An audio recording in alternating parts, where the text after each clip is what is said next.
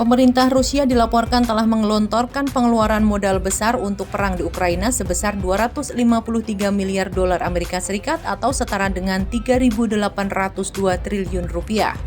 Jumlah tersebut mencatatkan rekor capital flight besar bagi Rusia. Diberitakan dari tribunnews.com yang dilansir dari The Moscow Times pada Rabu 26 Juli, laporan tersebut dirilis oleh Pusat Analisis dan Peramalan Makroekonomi Bank Sentral Rusia. Diketahui, capital flight adalah istilah untuk menggambarkan fenomena keluarnya dana atau arus modal secara besar-besaran dari suatu negara.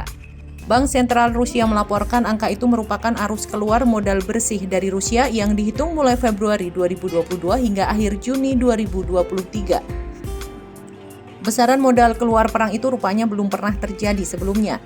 Para ahli bank mengatakan net inflows atau arus modal masuk bersih pada rekening transaksi saat ini sebesar 236 miliar dolar Amerika Serikat dan net outflows atau arus modal keluar bersih pada rekening keuangan atau negara telah mencapai tingkat yang belum pernah terjadi sebelumnya.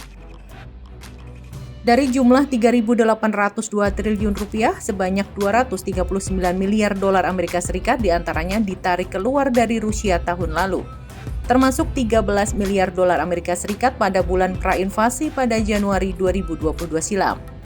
Menurut analisis itu, jumlah ini adalah 4 kali jumlah yang ditarik keluar dari negara itu pada tahun 2021. Sejauh ini, 27 miliar dolar Amerika Serikat lainnya telah diambil dari Rusia pada tahun 2023. Tingkat capital flight relatif terhadap PDB mencapai 13% pada tahun 2022. Hal tersebut memecahkan rekor sebelumnya sebesar 11%.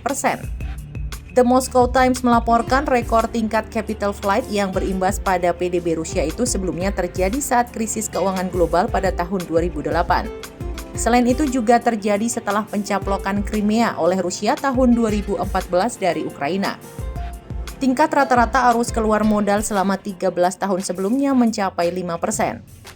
Pergerakan dana mencapai tingkat rekor, bahkan hal ini masih bisa terjadi meskipun sanksi barat memperumit transaksi dan pembatasan Bank Sentral Rusia atas penarikan tunai asing.